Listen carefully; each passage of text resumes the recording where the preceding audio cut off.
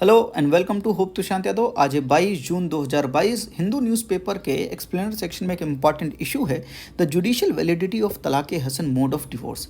बहुत इंपॉर्टेंट है, समझते हैं इसको। अभी एक पीआईएल जो है, public interest litigation seeking to invalidate the talaq hasan the prescribed Islamic way of divorce has been filed in the Supreme Court. तो तलाक हसन होता क्या है, इसके बारे में समझेंगे। ये इंपॉर्टेंट इशू क्यों है, ये कहाँ कहाँ पर यूज़ कर सकते हैं, हम इन सब चीज़ों के बारे में भी समझेंगे।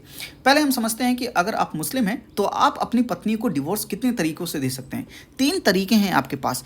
एक है इंस्टेंट ट्रिपल तलाक। आप तलाक तलाक तलाक बोलिए और आप आपका रिलेशनशिप ओवर हो जाएगा, ना आप उनके पति ना वो आपकी पत्नी, ऐसा हो जाएगा। तो इंस्टेंट ट्रिपल तलाक में क्या है, a man pronounces multiple divorce in one go and it has no scope for reconciliation. सुलह करने का कोई स्कोप नहीं है कि चलिए फिर से मना लेते हैं।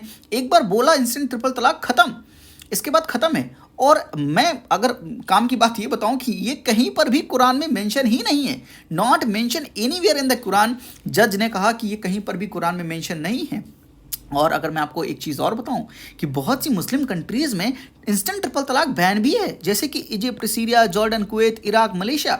और इंडिया ने भी in the famous Shayara Bano versus Union of India case in August 2017 held that the triple talaq is unconstitutional and invalidated the triple talaq. तो बड़ा फेमस जजमेंट है, याद रखिएगा। जजमेंट आप कोट भी कर सकते हैं कई जगह पर। तो ये ट्रिपल तलाक तो अब यहाँ पर हमारे देश में भी लीगल नहीं है, ये इलीगल है, ये अनकॉन्स्टिट्यूशनल है। आई होप कि आप बात समझ गए। ट्रिपल तलाक तो पहला वे क्या है, आप इंस्टेंट ट्रिपल तलाक दे सकते हैं। अब नहीं दे सकते क्योंकि अब वो अनकॉन्स्टिट्यूशनल है। दूसरा है तलाक हसन। तलाक हसन के बारे में समझ लेते हैं। मान लीजिए एक समय पर एक महिला की और एक पति की जमी नहीं, आपस में पति पत्नी की नहीं जमी, तो आदमी ने तलाक देना चाहा औरत को, तो उसने पहली बार प्रोनाउंस किया कि मैं तुम्हें तलाक देना चाहता हूं। अब एक बार जब उसने फर्स्ट टाइम प्रोनाउंस किया, उसके बाद उसको 1 मंथ का टाइम पीरियड मिलेगा, महिला को 1 मंथ का टाइम पीरियड मिलेगा, या आप उस रिलेशन को 1 मंथ का टाइम पीरियड मिलेगा, और या हम कह सकते हैं 1 मेंस्ट्रुअल साइकिल, जो विमेन की मेंस्ट्रुअल साइकिल होती है, उसके बराबर का टाइम पीरियड मिलेगा। उस टाइम पीरियड के बीच में ये सुलह कर सकते हैं। अगर ये फिर से इन्होंने फिजिकल रिलेशनशिप बना लिया या डिवोर्स को रिवोक करना चाहा तो रिवोक कर सकते हैं। यानी यहां पर रिकंसिलेशन की जगह है, सुलह कर सकते हैं 1 महीने में। 1 महीने का टाइम पीरियड दिया गया है। तो फर्स्ट टाइम प्रोनाउंस किया कि मैं तुम्हें छोड़ना चाहता हूं, उसके बाद 1 महीने का समय मिलेगा या 1 मेंस्ट्रुअल पीरियड का समय मिलेगा। ठीक है, यहां पर बात नहीं बनी, वो डिवोर्स फिर भी देना चाहता है, कोई भी सुलह नहीं हुई, तो उसको सेकेंड टाइम 1 मंथ के पीरियड के बाद उसको सेकेंड टाइम फिर से प्रोनाउंस करना पड़ेगा कि मैं तुम्हें छोड़ना चाहता हूं, मैं तुम्हें डिवोर्स देना चाहता हूं। सेकेंड टाइम हुआ, उसके बाद भी फिर 1 मंथ का टाइम पीरियड मिलेगा। और यहां पर भी आप रिवोक कर सकते हैं अपने डिवोर्स को, आप चाहें तो खत्म कर सकते हैं। लेकिन अगर यहां पर भी बात नहीं बनी तो उसे थर्ड टाइम प्रोनाउंस करना पड़ेगा कि मैं तुम्हें तलाक देना चाहता हूं, मैं तुम्हें डिवोर्स देना चाहता हूं। थर्ड टाइम के बाद फिर ये इररिवोकेबल हो जाएगा, फिर रिवोक नहीं किया जा सकता, मतलब अब डिवोर्स देना पड़ेगा। बात समझ गए, इसे हम बोलते हैं तलाक हसन। तलाक हसन वे समझ गए, इंस्टेंट ट्रिपल तलाक पहला वे था। सेकंड वे है ये, इसमें 3 बार आपको 2 बार आपको टाइम मिलेगा, 2 मंथ का टाइम मिल रहा है। थर्ड बार जो है जब प्रोनाउंस किया जाएगा कि मैं तुम्हें छोड़ना चाहता हूं, मतलब अब सुलह की कोई जगह नहीं है, रिकंसिलेशन पॉसिबल नहीं है। ये हो गया तलाक हसन।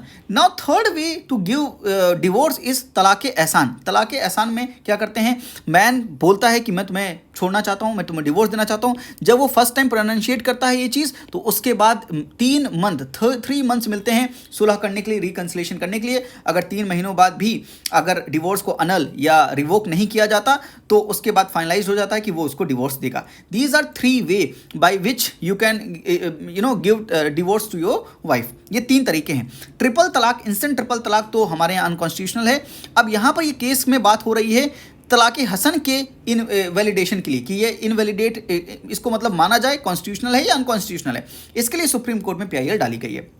ठीक है, बहुत सी कंट्रीज़ हैं जो तलाक हसन को और तलाक एहसान को, जहां पर बहुत सी मुस्लिम कंट्रीज़ में इनके पास लीगल वैलिडिटी भी है कि ये वे ऑफ है, ये वे है डिवोर्स देने का। आई होप कि आप बात समझ रहे हैं। ठीक है, इंटरेस्टिंगली अगर आपको मैं एक और बात बताऊं, विमेन के पास भी राइट है अपनी अनसक्सेसफुल मैरिज को एंड करने का थ्रू खुला। खुला एक तरीका है जिसके हिसाब से जो विमेन है वो मैन को कुछ देती है, उसके हिसाब से in return for the अनलिंग the marriage. तो मैरिज खत्म करने के लिए विमेन अपने पति को कुछ देती है बदले में, और उसके बाद जो है उस मैरिज को खत्म किया जाता है। इसे हम बोलते हैं खुला।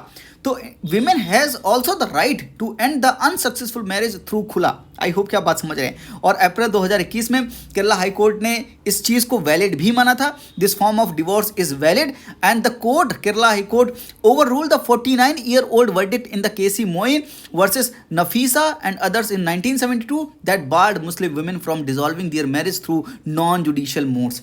तो जिसने 1972 में ऐसा हुआ कि इस तरह के मैरिज को, इस तरह के चीज़ को इनवैलिड माना गया, लेकिन इस चीज़ को ओवर रूल किया केरला हाई कोर्ट ने 2021 में। सो दैट इज़ इंपॉर्टेंट कि विमेन के पास भी राइट है, थ्रू खुला वो अपनी अनसक्सेसफुल मैरिज को एंड कर सकती हैं। ठीक है, कुछ डिबेट है इस्लामिक स्कॉलर्स के बीच में कि खुला क्या वे ठीक है या नहीं है। कुछ मानते हैं कि खुला में भी मैन की कंसेंट ज़रूरी है, कुछ लोग कहते हैं ऐसा नहीं है, मैन के पास कोई भी ऐसा प्रिविलेज नहीं है। ये अलग ही डिबेट है। ठीक है, आपने 4 तरीके समझ लिए बाय द वे। एक हो गया इंस्टेंट ट्रिपल तलाक, एक हो गया तलाक हसन, और एक हो गया तलाक एहसान। यहां पर हम बात कर रहे थे तलाक हसन के बारे में, जहां पर रिकंसिलेशन के लिए टाइम मिलता है, 2 बार मौका मिलता है। तो पीआईएल किसके बारे में? This petition is filed by the Benazir Heena, a Ghaziabad based women, through advocate on record Ashwini Kumar Dubey, seek to make the prescribe Islamic way of divorce talaq hasan unconstitutional as it violates article 14, 15, 21, 25 of the constitution. मुझे comment box में बताइएगा ये articles कहते क्या हैं, ये articles किसके बारे में? Miss Heena, who claimed to have been unilaterally divorced through talaq hasan mode by her husband Yusuf, also prayed for section 2 of the Muslim personal law Shariat Application Act 1937 that permits Muslim to practice unilateral divorce be declared void। तो इसको भी void declare करने के बारे में section 2 of Muslim personal law शरीयत application act 1937 को भी, सेक्शन 2 को भी अनकॉन्स्टिट्यूशनल करने के बारे में इन्होंने रिक्वेस्ट की है अपेक्स कोर्ट से, सुप्रीम कोर्ट से। ठीक है, तो ये कोर्ट में ये केस चलेगा। अब इसके ऊपर कोई भी जजमेंट आएगी उसको हम उस पर्सपेक्टिव से देखेंगे। आई होप कि आप यहाँ पर 3 चीज़ समझ चुके हैं कि ट्रिपल तलाक, तलाक हसन और तलाक एहसान के बीच में अंतर क्या है, और यहाँ पर इशू क्या चल रहा है जिसके बारे में आगे चल के जुडिशियल वर्डिक्ट आ सकती है। ये जुडिशली कॉन्स्टिट्यूशनल होगा या अनकॉन्स्टिट्यूशनल होगा, ये जुडिशियल वर्डिक्ट के बाद हमें पता चलेगा। पर यहाँ से हमें सीखना क्या है, यहाँ से आप अंडरस्टैंड क्या कर सकते हैं, यहाँ से आप चीज़ समझ सकते हैं कि इस तरह की चीज़ों को आप यूज़ कहाँ कर सकते हैं। आप सोशल इश्यूज़ में यूज़ कर सकते हैं, विमेन एम्पावरमेंट में यूज़ कर सकते हैं कि क्या विमेन को यूनिलेटरली डिवोर्स देना एक सही वे ऑफ डिवोर्स है, क्या विमेन की कंसेंट ज़रूरी है कि नहीं है, इस पर्सपेक्टिव में बात कर सकते हैं। सोशल जस्टिस में इस चीज़ को बात कर सकते हैं, एथिक्स में बात कर सकते हैं। और ऐसे में आपको कॉन्स्टिट्यूशनल मोरालिटी के ऊपर अगर सवाल पूछा तो वहाँ पर भी बात कर सकते हैं। रिलीजन की जो रिलीजियस प्रैक्टिसेस हैं वो क्या होती हैं, इसेंशियल रिलीजियस प्रैक्टिसेस, इसका बैकवर्ड लिंकेज बनता है। वो जो बुरखा वाला केस चल रहा था वो भी इंपॉर्टेंट हो गया इस कॉन्टेक्स्ट में। आप ट्रिपल तलाक के बारे में पढ़ सकते हैं। ट्रिपल तलाक का केस जो है वो सरिया बानू वर्सेस यूनियन ऑफ इंडिया, ये केस आप कई जगह मेंशन कर सकते हैं। अगर वहाँ पर मुस्लिम की बात हो रही है, विमेन एम्पावरमेंट की बात हो रही है, तो वहाँ पर ये चीज़ मेंशन कर सकते हैं। तो बेसिकली आप इन चीज़ों का बैकवर्ड लिंकेज बनाकर इन चीज़ों को कई जगह यूज़ कर सकते हैं। Concept of constitutional morality is the backward linkage. Uniform civil code के बारे में आप बात कर सकते हैं। यूनिफॉर्म सिविल कोड क्या इस कॉन्टेक्स्ट में जरूरी है, किस तरह से मैरिज और डिवोर्स को रेगुलेट करना चाहिए या नहीं करना चाहिए, इसके बारे में आप डिस्कशन डिबेट कर सकते हैं और इससे आप अपना ओपिनियन फॉर्म कर सकते हैं कि आपको क्या लिखना है मेंस में। साथ में रिलीजन की जो एसेंशियल प्रैक्टिसेस डॉक्ट्राइन है उसके बारे में भी देख सकते हैं। तो काइंड ऑफ बैकवर्ड लिंकेज में बहुत इंपॉर्टेंट है ये चीज़ें पढ़ने के लिए। तो इन चीज़ों को पढ़िए और साथ में इन चीज़ों को आपको यूज़ कहाँ करना है ये भी समझ कर चलते जाइएगा। तो आई होप कि मैंने आपको ट्रिपल तलाक, तलाक हसन और तलाक एहसान के बीच में अंतर समझा दिया, मैंने आपको खुला समझा दिया क्या है, और साथ में ये केस किसके बारे में है और इस केस में हो क्या रहा है ये भी समझाने की मैंने पूरी कोशिश की है। आई होप कि आपको मज़ा आया होगा। अच्छा लगे तो लाइक ज़रूर किया करिए, कमेंट करके अपना फीडबैक बताइएगा और जो सवाल मैंने आपसे पूछे हैं उनके जवाब ज़रूर बताया करिए। मुझे भी मोटिवेशन मिलता है कि आप पार्टिसिपेट कर रहे हैं, अदरवाइज़ मुझे लगता है कि बस मैं ही बोल रहा हूँ और ये मोनोलॉग है। आज के लिए इतना ही। थैंक यू, नमस्ते, जय हिंद।